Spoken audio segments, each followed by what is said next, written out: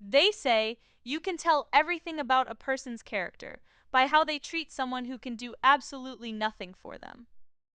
I have found this to be devastatingly, flawlessly true.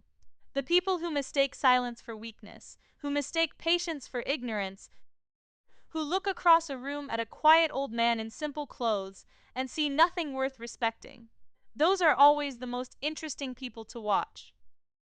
My name is William Hayes. I am 69 years old, and I have been that quiet old man my entire life, entirely by design. Every morning, I step into a 2003 Buick LeSabre that my daughter Serena has been begging me to retire for the better part of 3 years. It was silver once. Now it exists in a state of silver adjacent rust, the kind of color that happens when a car has lived a full life in the elements and no longer cares what anyone thinks of it. I live in the same house I bought 31 years ago on Elmwood Drive, a quiet street where the oak trees are older than most of the marriages in the neighborhood. My neighbor, Bill Patterson, a retired postal worker and terrible golfer, once leaned over the fence and told me I was the most unfancy rich guy he'd ever met. I told him I wasn't rich. We laughed, talked about his tomato garden for 20 minutes, and I went back inside. Here is what Bill Patterson doesn't know. What my Sunday morning church friends don't know. What the young salesman at the dealership didn't know when I smiled politely and said, "The LeSabre is just fine, son." I am the sole founder and owner of Cornerstone Group, a private equity and real estate empire with holdings across 4 states and 3 countries. Our current paper valuation sits comfortably at $3.1 billion. I structured it through a network of layered shell companies so carefully that my name appears nowhere obvious. No Forbes profiles. No charity galas with my face on a banner. No business magazine features. For 4 decades, I got up before sunrise and went to bed after midnight, never once confusing visibility with value. I drive a car with a dented mirror and an unpredictable air conditioner, and I wouldn't change a single thing, but the finest thing I ever built isn't on a balance sheet. It's Serena, my 34-year-old daughter. She is smarter than me and warmer than her mother, God rest her soul. When she was 7, she negotiated an extra 30 minutes of TV time using a 3-point argument so structurally sound I genuinely had no counter. I remember sitting there thinking, this child is going to be dangerous one day. I was right. What I did not anticipate, however, was the man she would choose to marry, Aaron Cross. To be fair to Aaron, he is the human equivalent of a firm handshake that goes on just a little too long. He is 38, tall, and handsome in the specific way of men who spend a considerable amount of time in front of mirrors. He wears perfectly tailored suits, watches that cost more than most people's cars, and possesses an insufferable habit of steering every conversation back to something he owns, achieved, or somewhere impressive he has recently been. Within 15 minutes of meeting me, he casually dropped his MBA, his golf handicap, and a recent conference he attended in Geneva. He pronounced the word Geneva with a deliberate cadence, wanting to ensure I knew he belonged there. I just nodded and said, "That's wonderful, son." 6 months after meeting Serena, Aaron was appointed CEO of Crosspoint Logistics, a Cornerstone subsidiary with 412 employees and massive distribution contracts. From the outside, the competitive search looked immaculate. Corporate headhunters, multiple interview rounds, board evaluations. Aaron genuinely believed he won the role on pure merit. What he didn't know was that from behind a one-way mirror at the recruitment firm, I watched every single interview. I personally reviewed his references, approved his compensation package, and signed off on his appointment. Then, I went home, changed into my dirt-stained gardening clothes, and planted 3 rose bushes along my back fence. That evening, Aaron texted me. "Big news, just landed a massive CEO role. Serena is so proud. Hard work pays off," I replied. "Congratulations, son. Well deserved." Then I turned off the television and went to bed. I genuinely wanted to give him a chance. Business taught me that first impressions are just that, a facade. People grow. People surprise you. But Aaron did not surprise me. Instead, He systematically revealed exactly who he was. The turning point occurred 4 months ago. I had stopped by the Crosspoint offices to handle a quiet matter through one of my holding company representatives. Dressed in my usual unassuming attire, I was just an old man passing through the executive floor whom nobody looked at twice.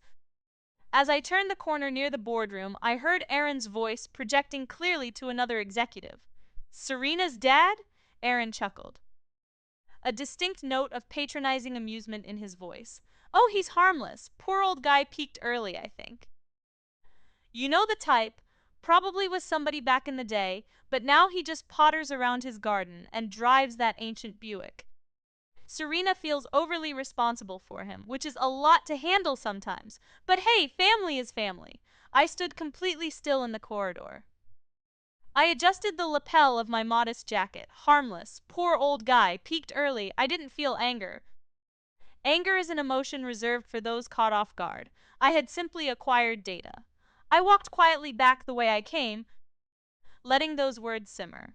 My father used to say, William, the river doesn't fight the rock. It just keeps moving, and eventually, the rock is gone. My patience wasn't submission. It was the slow gathering of a storm. The invitation arrived on a Thursday. Serena called, excited, explaining that Aaron's parents, Gerald and Margaret Cross, the self-appointed aristocracy of Westfield, were hosting a family dinner at their estate. Gerald was a retired investment banker. Margaret was a woman whose entire identity was constructed around the square footage of her home. Before the weekend, Aaron called me directly, his tone carrying that artificial warmth people use when they are about to say something offensive, but want to mask it as advice. Hey, William, just a heads up about Saturday. My parents are pretty old school, traditional types. Might be worth dressing up a bit sharper than usual, you know? Just want everyone to be comfortable. I appreciate you thinking of me, Aaron, I replied calmly. I'll see you Saturday. When the day arrived, I bypassed the charcoal and navy bespoke suits in the back of my closet, the ones I wore when Cornerstone executed its largest acquisitions. Instead, I pulled out my simplest, cleanest, most modest clothes. I walked out to the driveway, patted the roof of the Le Sable like a trusted companion, and murmured, We're going to dinner, old girl. The dress code is humble. We have that covered. The Cross estate sat at the end of a long, aggressively manicured driveway designed to signal absolute control over environment. A young valet looked at my Buick with a rapid, unfavorable calculation on his face. I handed him the keys, offering a polite smile. She pulls a bit to the left, son. Don't let it alarm you. Gerald opened the door, a tall, silver-haired man of 72 with a practiced, assembled smile. Margaret appeared next, heavily adorned in understated jewelry that was anything but understated. William? She gushed, taking both my hands to substitute physical contact for genuine sincerity. You are just as sweet as Serena described. The word reserved for golden retrievers and elderly relatives who can no longer follow a conversation. Thank you, Margaret. You have a beautiful home, I said. People who define themselves by possessions never tire of hearing them praised. Serena hugged me tightly, whispering that I looked great. Aaron materialized right behind her, a brief, pained flicker crossing his face as he took in my simple outfit before quickly recovering with a performative clap on my shoulder. Glad you made it. William? Gerald just opened something special. Everything that evening was something special. The wine, the catered food, the estate. Everything except me. We moved to the dining room, a stage set with heavy silverware and crystal glasses. For 2 hours, I played my role flawlessly. I smiled, nodded, asked polite questions, and allowed Gerald to dominate the room with loud stories of his golf trips to Scotland and Aaron's extraordinary bloodline leadership at Cross Point. The board respects him enormously, Gerald said, swirling his vintage wine. He has completely transformed that company. I nodded appreciatively, taking a slow sip of my water. The trap was sprung during dessert. Gerald reached beneath his chair, pulled out a thick, leather-bound document, and slid it across the table toward me. William, Gerald said, his voice dropping into a rehearsed corporate register. There is an independent venture Aaron is launching, a monumental, ground-up opportunity. We believe in him completely, but he requires startup capital. What we are proposing, he tapped the document, is utilizing Serena's future inheritance as collateral to secure the institutional funding. It's fully legal, above board. We just need your blessing. As her father, Aaron straightened in his chair, already mentally spending the money he believed was rightfully his. Margaret smiled tightly. They looked at me as if I were a simple-minded old man who would blindly sign away his daughter's security to please his hosts. I picked up the document. I read every single page, every clause, and every calculated figure slowly while the candles flickered and the room remained dead silent. When I finished, I set it down, took a final sip of water, and looked Gerald dead in the eye. I appreciate the thought that went into this, I said pleasantly. I'll review it carefully. They exhaled, triumphant, believing the hard part was over. I spent the remaining 20 minutes engaging in light conversation, thanked them for the evening, and shook Gerald's hand, holding his gaze for exactly 1 second longer than necessary. He had no idea what that second meant. I drove home through the dark streets in absolute serenity. For the next 14 days, I maintained a perfectly undisturbed surface. I tended my garden, had coffee with Bill Patterson, and drove the Le Sabre to the grocery store. On day 4, Aaron texted, "Hey William, hope you've looked over the proposal." "Exciting stuff," I waited 3 hours and replied, "Still reviewing, son. These things take time." He sent a thumbs up emoji, then I placed a call to 3 specific individuals, the senior-most members of the Crosspoint Logistics Board of Directors. Men who knew exactly who I was. "Trigger a full corporate audit on the CEO," I said quietly. "Begin immediately." It took 11 days to fully document the betrayal. Aaron, in his unmitigated arrogance, had spent the last 8 months using Crosspoint's proprietary data, corporate devices, and exclusive client relationships to build his independent venture. He wanted to launch a competitor using the very infrastructure of the company he was paid to run. He forgot a fundamental rule of power. You cannot build a secret empire inside a house that belongs to the man you are hiding it from. On Thursday morning, I bypassed my casual clothes. I put on the charcoal bespoke suit from the back of my closet, pressed perfectly. I parked the Buick Le Sabre directly in the executive space, marked Cornerstone Group Reserved, a spot Aaron had driven past 3 times a week for 3 years without ever wondering whose name belonged to it. I walked into the main boardroom and took my place at the head of the table.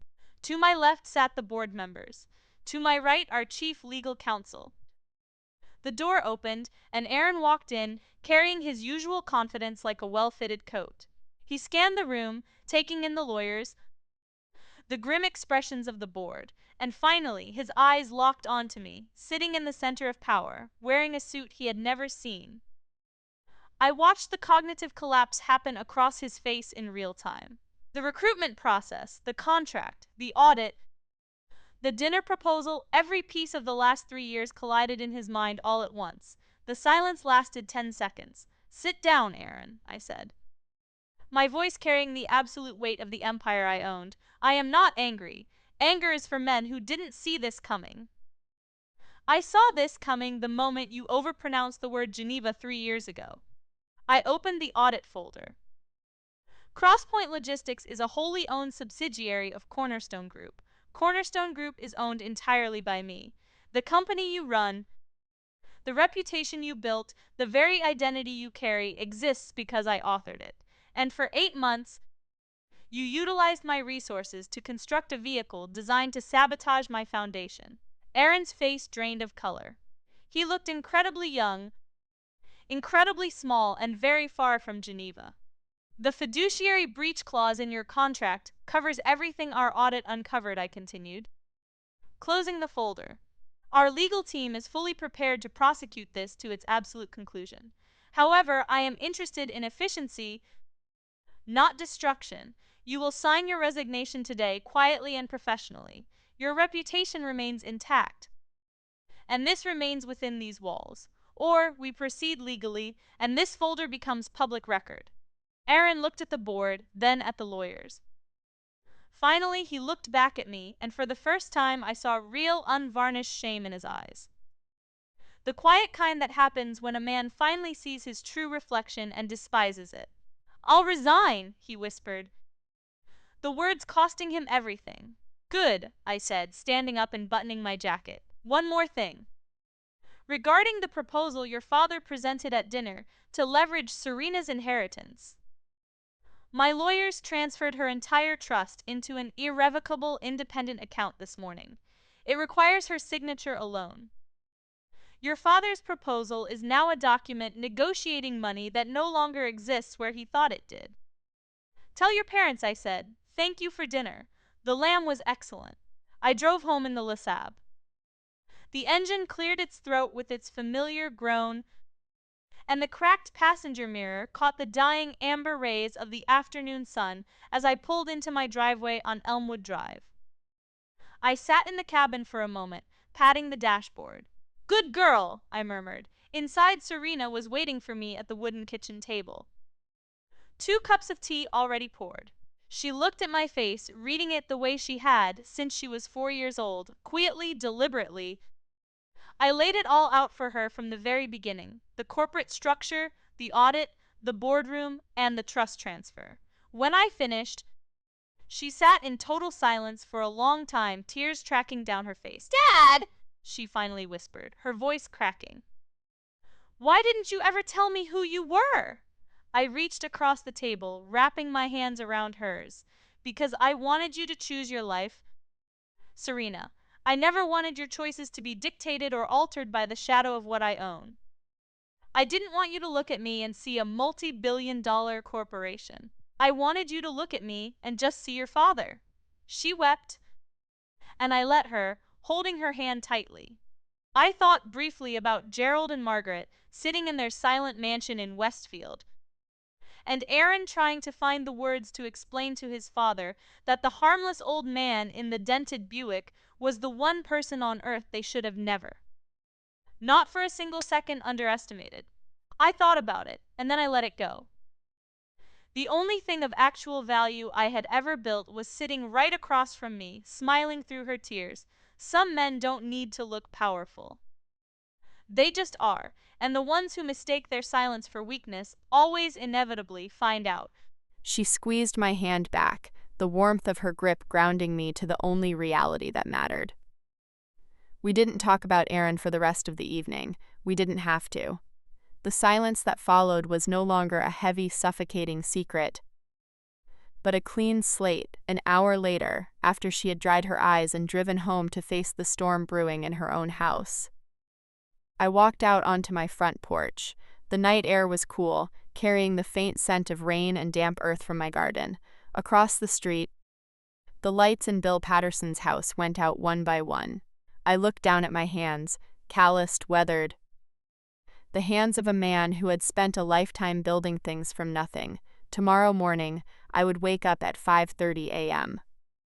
I would make my coffee black, put on my faded weekend clothes, and walk out to the driveway. The Buick Lesab would be waiting there. A little rusted, a little dented, completely unbothered by the world around it. I would turn the key, listen to the engine groan, and drive down Elmwood Drive, waving at my neighbors as they stepped out onto their porches. They would see nothing but a quiet old man passing by. And that was exactly how I liked it. I'll be happy to help. Let me just confirm one detail before I generate the perfect concluding scene for you. To ensure the best conclusion for your story, I need to know, are you planning a sequel or a final standalone scene? Knowing this will help me decide whether to leave a hint of mystery and anticipation for what's next, or to create a more decisive and final tone for the story. Once I have that, I can provide you with a powerful ending and a message of gratitude for your viewers.